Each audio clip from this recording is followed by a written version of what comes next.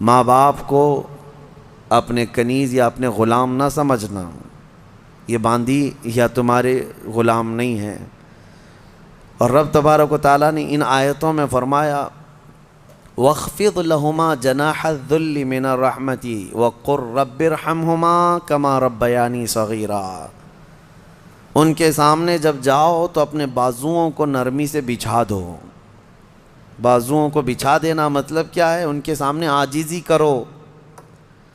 تمہارے باپ بوڑھے ہو جائیں، تمہاری ماں بوڑھی ہو جائے، ان کو یہ احساس بھی نہ ہونے دو کہ وہ ایک چیز کو بار بار بول رہے ہیں۔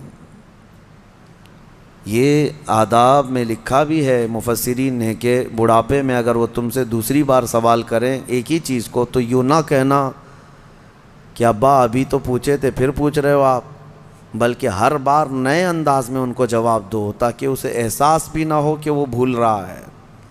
یہ حقیقت میں فرمانبرداری ہے بچوں کی، ورنہ دنیا پرست آج ایسے ہو گئے ہیں کہ نعوذ باللہ من ذالک، ماں باپ کو وہ دیکھنا بھی پسند نہیں کرتے، بات کرنا بھی پسند نہیں کرتے۔ کتنے بوڑھے ایسے ہیں، کتنے بوڑھے ایسے ہیں۔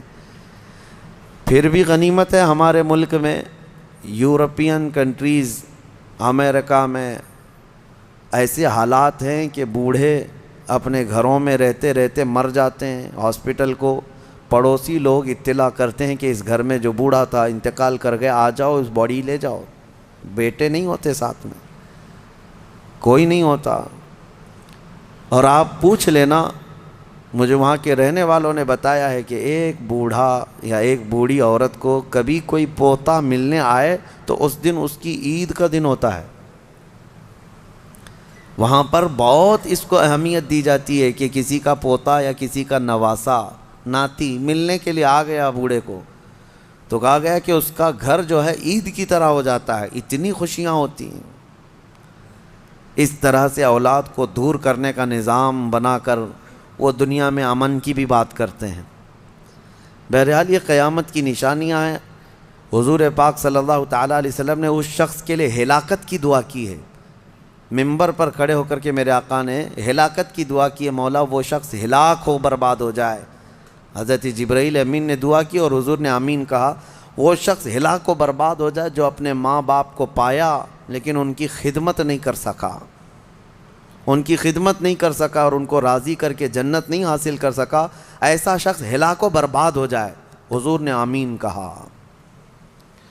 اس بات کو سمجھو، کتنی مائیں ہیں جو ہمارے پاس اپنے بچوں کے متعلق کہتی ہیں، کتنے باپ ایسے ہیں جو اپنے بچوں کے متعلق ہمارے پاس کہتے ہیں، اور کتنے تو ایسے ہیں جو یہ کہتے ہیں کاش میری اولاد نہ ہی ہوتی تو میں سکون سے ہوتا۔ تو تم ایسے تو نہ بن جاؤ کہ تمہارے والدین تمہارے پیدا ہونے پر بھی افسوس کرنے لگ جائیں۔ وہ زیادہ دن تک تمہارے ساتھ رہنے والے نہیں ہیں، کیا خبر۔ اس لیے کوشش یہ کرو کہ ان کا احترام کریں، جتنے دن ہیں ان کو سکون کی سانس لینے دو، اور ہو سکے تو اپنے ہاتھ سے ان کی خدمت کرو، اپنے ہاتھوں سے ان کی خدمت کرو، کیونکہ ان کی خدمت کا بدلہ تم دے ہی نہیں سکتے۔ جب تم ماں کے پیٹ میں 9 مہینے تھے، ایک جھٹکا جو تم نے لگایا، تم 7 بار اپنی ماں کو حج کرا کر کے بھی اس جھٹکے کا اجر نہیں دے سکتے، اس کا بدلہ نہیں چکا سکتے۔ تم اپنی ماں کو کندھے پر بٹھا کر حج بھی کرا لو 7 مرتبہ، تب بھی تم اس کا وہ حق نہیں ادا کر سکتے۔ بہت بڑا عظیم حق ہے، اور کتنے ہلکے میں دھڑلے سے نوجوان اپنی ماؤں کو گالیاں تک دیتے ہیں، نعوذ باللہ۔ اور فرمایا گیا کہ جب ماں باپ، ایک نشانی میں آپ کو بتا دوں آپ کی زندگی کی، سب کو بتا دیتا ہوں، اپنی اپنی زندگی میں اس کو جانچ لینا۔ ابھی کل ہی کی بات ہے، میرے سامنے ایک بات آئی تھی، تجربے کی ہے اس لیے میں آپ کے سامنے کہہ رہا ہوں۔ اللہ ایسا ہرگز نہ ہونے دے ہمارے گھر میں، جس دن ماں اور باپ بیٹے سے بات کرنے میں ڈرنے لگ جائیں کہ پتہ نہیں بیٹا ناراض نہ ہو جائے، فرمایا گیا اس دن اس کے رزق کے دروازے بند ہو چکے ہوں گے، اس کی برکت کے دروازے ختم ہو چکے ہیں۔ ماں باپ جب بچے سے ڈرنے لگ جائیں کہ کچھ کہوں گا تو بیٹا روٹھ نہ جائے، الٹا جواب دے دے گا، رس کر کے روٹ کر کے گھر چھوڑ کر بھاگ جائے گا. یہ سب حالات سے جب ماں باپ تم سے بات کرنے میں ڈرنے لگ جائیں، ڈانٹنا تو وہ بہت پہلے ہی چھوڑ چکے ہیں، اب بات کرنے میں بھی ڈرنے لگ جاتے ہیں جب بچہ جوان ہوتا ہے. اصل خدمت اور اصل فرمانبرداری یہی ہے کہ تم جوان اور طاقتور ہو اور وہ بوڑھے ہو چکے ہیں. اور جب ماں باپ جوان رہتے ہیں اور بچہ چھوٹا ہوتا ہے سب ادب کرتے ہیں، کیونکہ اس وقت ماں باپ طاقتور ہیں، کما بھی رہے ہیں، اور بچے کے اندر طاقت نہیں، وہ عزت ہی کرتا ہے، احترام کرتا ہے. اصل عزت اور احترام اس وقت ہے جب تم کما رہے ہو، طاقتور ہو گئے ہو اور ماں باپ بوڑھے ہو چکے ہیں. اب دیکھا جائے گا تمہارا امتحان کہ تم اپنے ماں باپ کے ساتھ اب کس طرح سلوک کرتے ہو.